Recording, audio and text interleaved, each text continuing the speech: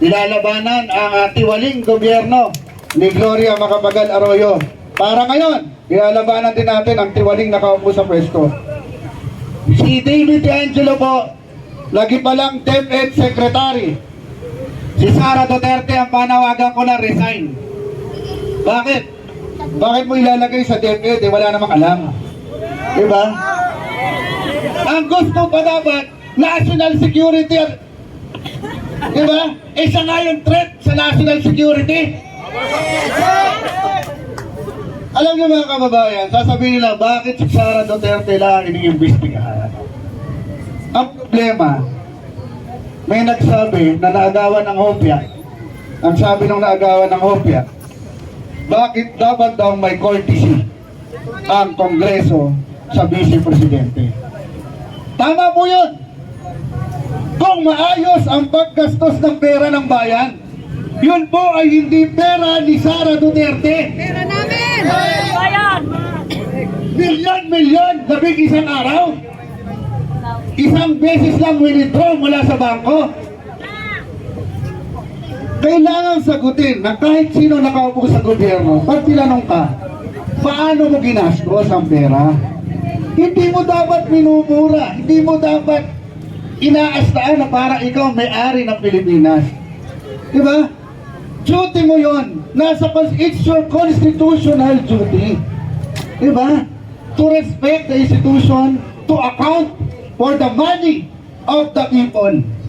Pera po yan ng taong bayan. Kaya, pinapasagot sa kanya, saan mo gagamitin? Anong pinagamitan mo? Ang itong bagong hiningi mo, saan mo gagamitin? Confidential. Napakadali, confidential. Kung ako yun nandun, sabihin ko, sige po, ganito, executive session tayo, ibabakita ko lahat ng tunay na resibo, lahat ng tunay na pangalan, executive session. Walang media coverage. Napakasimple lang sagot.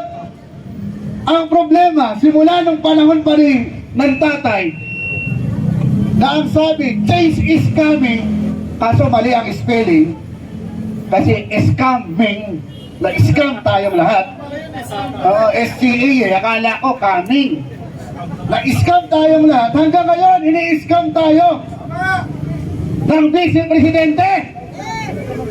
Bilyon-bilyon. Ako nga, taya ng taya sa loto dahil wala akong pera, hindi ako manalo. Diba?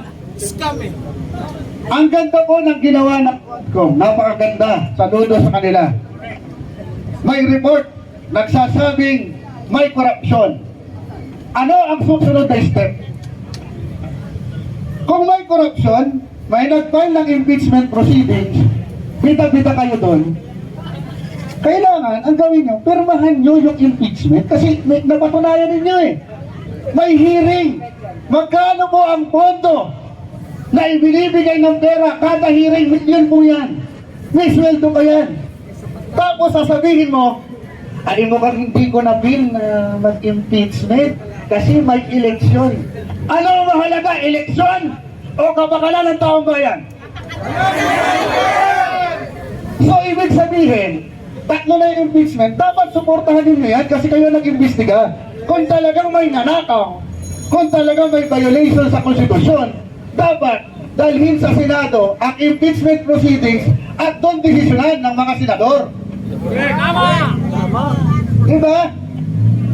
Kaya yan, hindi yung, kasi wala nang panahon. Kami ang wala nang panahon sa inyo. Wala na kayong panahon maghintay na yung kurakot, na yung walang ginagawang Vice Presidente ay nasa pwesto ba? Kaya mga kababayan, may pera o wala? Sabi sa akin, mga nagme-message sa akin, 80-80 ka. Los-los. Tinignan ko nga yung sarili ko, baka naman meron. Wala naman. Diba? Sabi, lalangawin. Konti lang kayo. Sinabi ko kanina to. Kasi nagsisigaw na ako doon kasi gutom ako kanina eh. Pag gutom ka, hyper.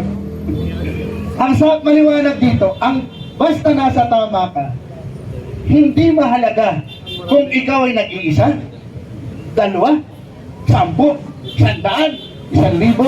Ang mahalaga, tama ang pinaglalaban mo.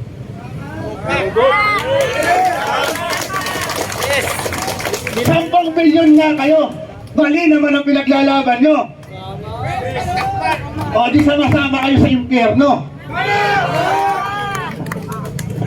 Huwag po tayong mahiya kung kukunti, marami tayo. Maging frank po tayo kasi sa loob natin, sa puso natin, ito ang tamang pinaglalaban para sa taong bayan.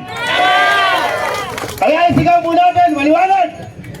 Sara Duterte! Maraming salamat po. Mabuhay po kayo, mabuhay po ang mamamayang Pilipino. Salamat po. Maraming salamat, Kabunyog, senatorial candidate David Angelo, isang para sa kalikasan at syempre para sa kabutihan. Ano? Yung bang mga kasamahan natin mga vlogger nagla-live eh. Nakita nyo, kasi may partner ko dito. Yan, si partner. Nakikipag-chess. Oo, nakikipag-chess. Talagang vlogger ka, no? Ayan, makita nyo, oh. Isa-isayin lang natin. Matrix, basahin natin. No. Oh, syempre yung nasa unahan. Admin Sigaw, oh. Rich! Ako yun. Admin Rich! Palakpak naman! Oh, At saka, wait lang partner. Pwede bang pakipollow nyo na rin ako? May pro. Yan, Oh, Ago Pedalizo ng para.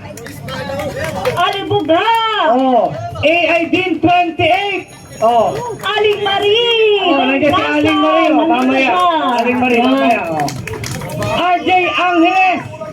Art Garcia! Si Balita at Kaalaman. Nandyan ba sila? Baka pwede kumano, ha? Ballpoint Man! Nasaan? Sandali lang po. Para may stage tayo, no? Para-paraan. O, diba? Okay lang, ano natin to? Mga kapunyong. Gawin natin stage ang pick up. Diba? Para talagang kitang-kita tayo. Yung mga vloggers dyan, punta tayo dito para makapagsalita din, para meron tayong t-shirt. Oh. Yan.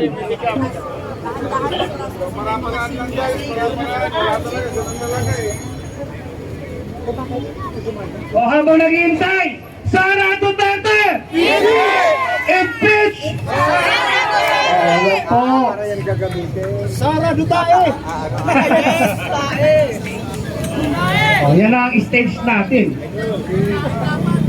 Impeach si Sara Duterte!